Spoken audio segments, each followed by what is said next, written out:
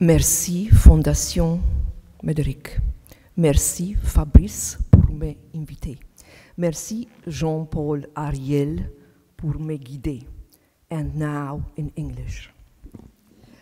I'm very pleased to be invited to give the patient a voice.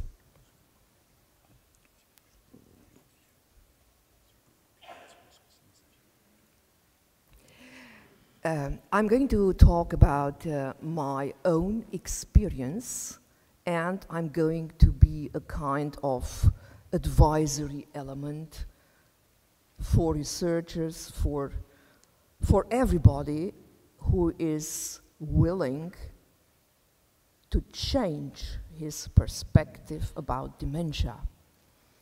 In order to work with us, please start from a basic point. Don't see me only as a patient. I am a person. I'm not suffering. I'm living with dementia. Look at myself. Look at millions of people. You can't hear me? Really? That is a pity.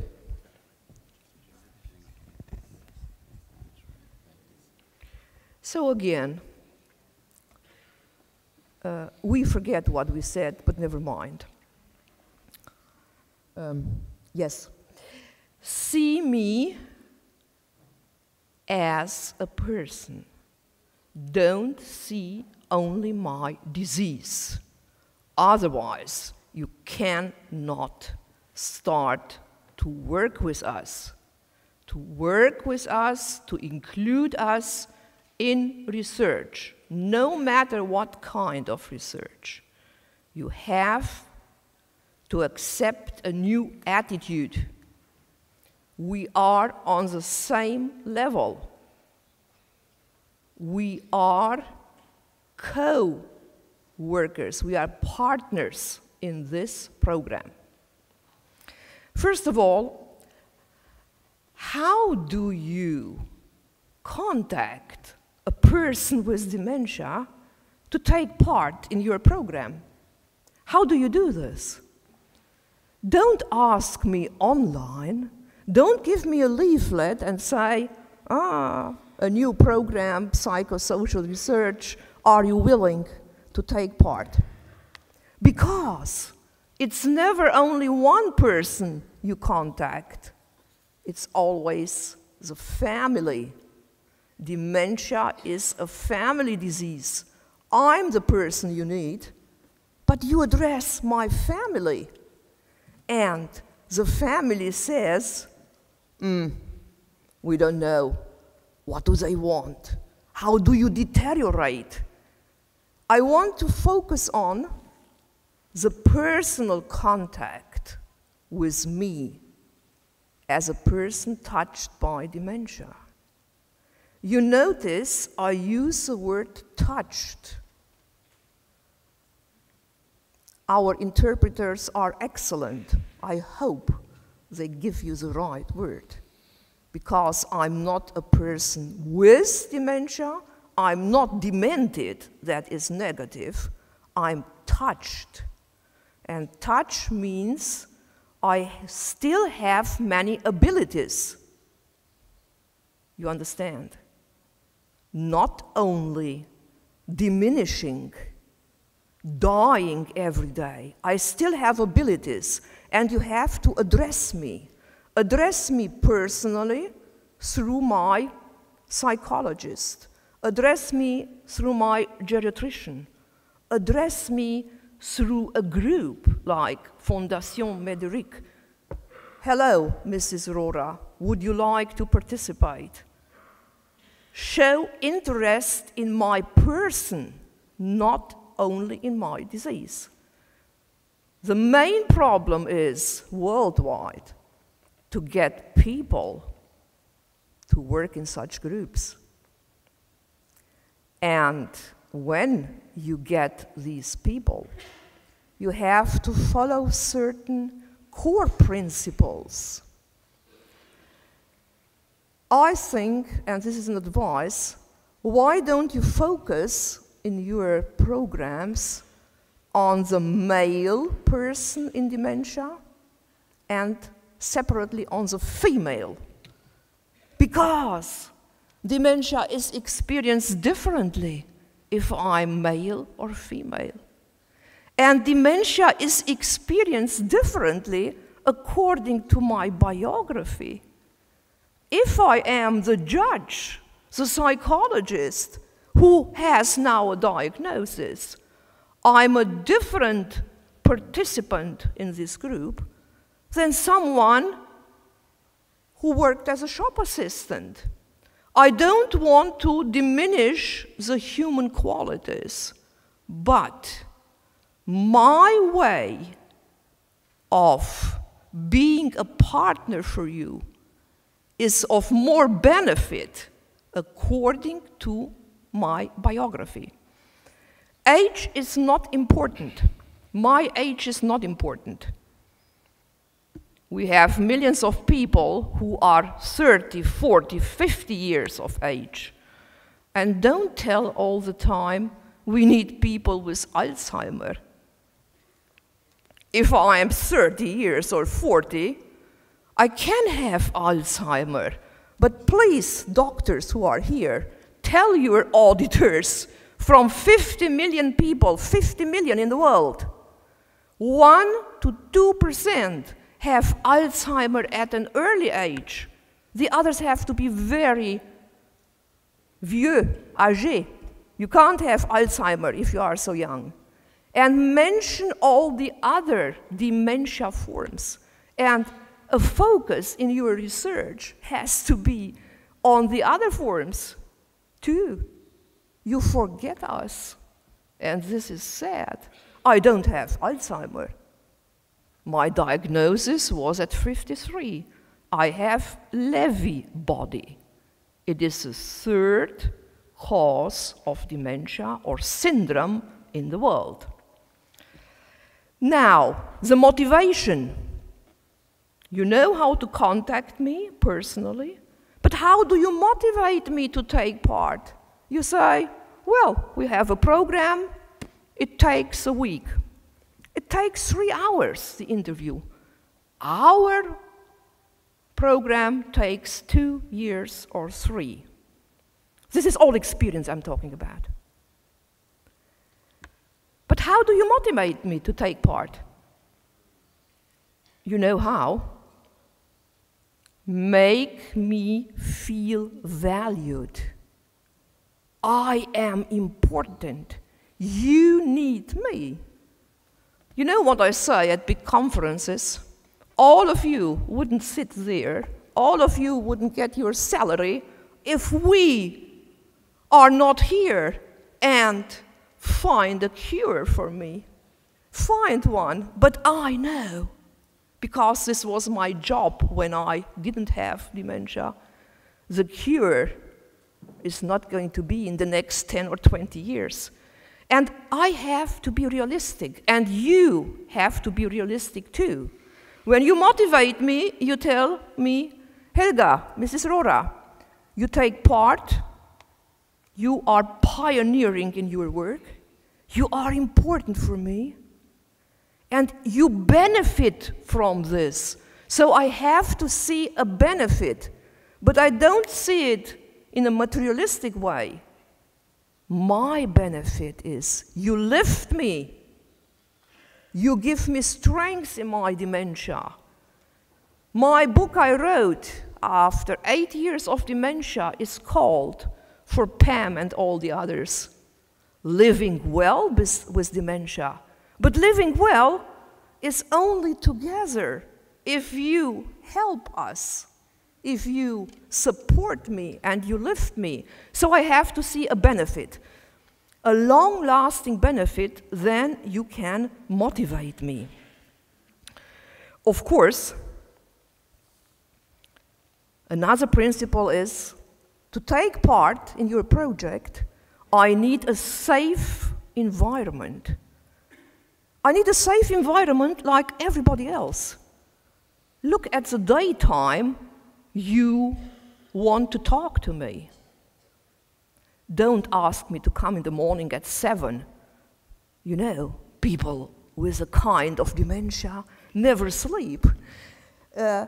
Give me a comfortable room. And don't talk in another language to your colleague, because maybe I understand what you say. Talk slowly.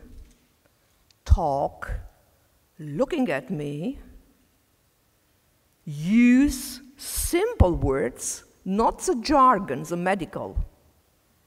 Try to come down a step to my level. And always think, maybe I'm a bit nervous, maybe I can't follow you. So try to repeat. Make me feel comfortable is a word. It is applying to each of us if you are going somewhere. It's not something special. What is special for me, you know what is? I feel the way you are. I feel if you are nervous, if you are superficial. You say 2 sentences. I can tell you from these people sitting here who was very involved, who tried just to do the job, talking about 10 or 20 minutes, who talks only for the sake of talking. I need a message. When we talk, one message to touch your soul. You never forget. You forgot many things, but you won't forget this one sentence. So the person talking to me, it is a challenge. You have to be emotionally very stable.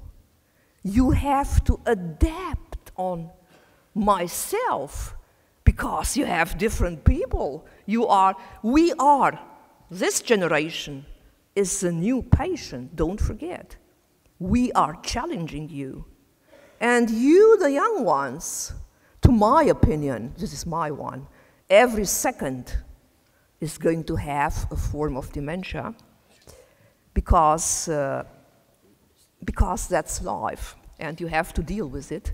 And the new generation, people who are today 20, 30, will be again different. And this has to be respected in your interviews with us, because we challenge you, we ask you questions. You have to be tolerant, you have to be empathic to show understanding. So the safe environment and the language is very important. I call it supportive. And very careful how you address me. It's also important, there are people who have, besides dementia, a kind of psychic problem. They can't sit alone to have you as a partner in talking. The carer sits besides. And you know what is happening now? The carer doesn't give me the chance to think, to answer. I know what she's going to tell you. Let me tell you, no, you need a realistic picture. Give me the time to answer. I have to tell you an exception. People don't talk so fast like myself, but I'm working with speech therapy every day. At the beginning, the first 2 years, I couldn't talk, not even in my mother tongue. But I show the world we are able if we get support. So my point, let me answer. If I'm slow, if I don't understand, be supportive in this environment. You always have to consider that the ethical aspect is very important for myself and for my carer. And make sure that my data are kept confidential. When the next one is coming, if we talk in a group, don't tell them, Rohra from Germany said like this. Now what about you from Spain?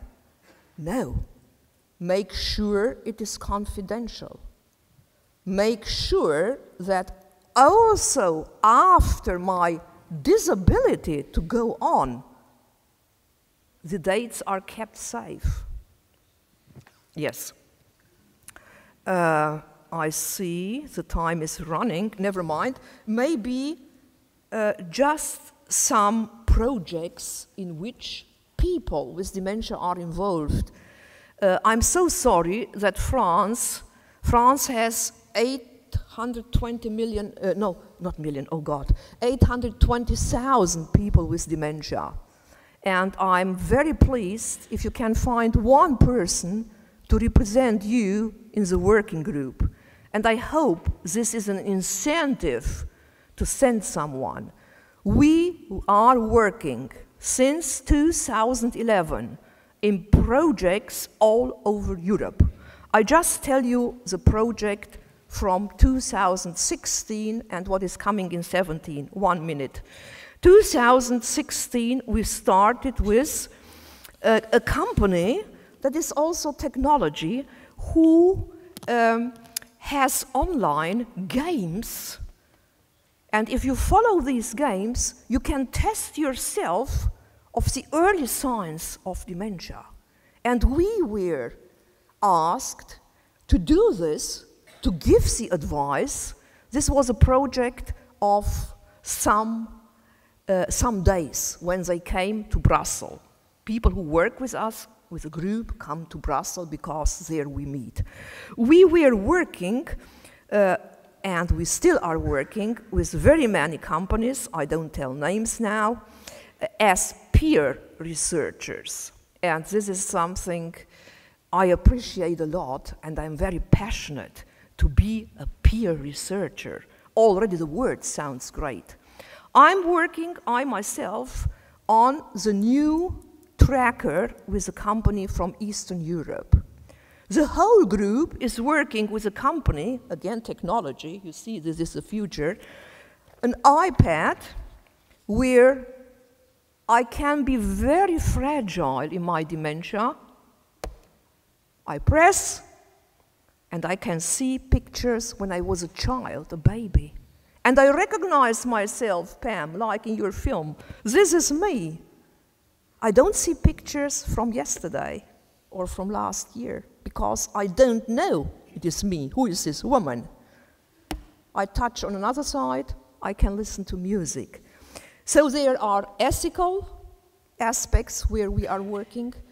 I myself and a part of the group is included this whole year in the aspect palliative care. I am very pleased that this Fondation Médéric, I know you from some years ago, took this project, and all the workshops I followed yesterday, some of them actually show and have one synthesis, one summary. Ensemble, together we are strong. But in order to be together, change your view. See the person, not the disease. Thank you so much. Thank you very much.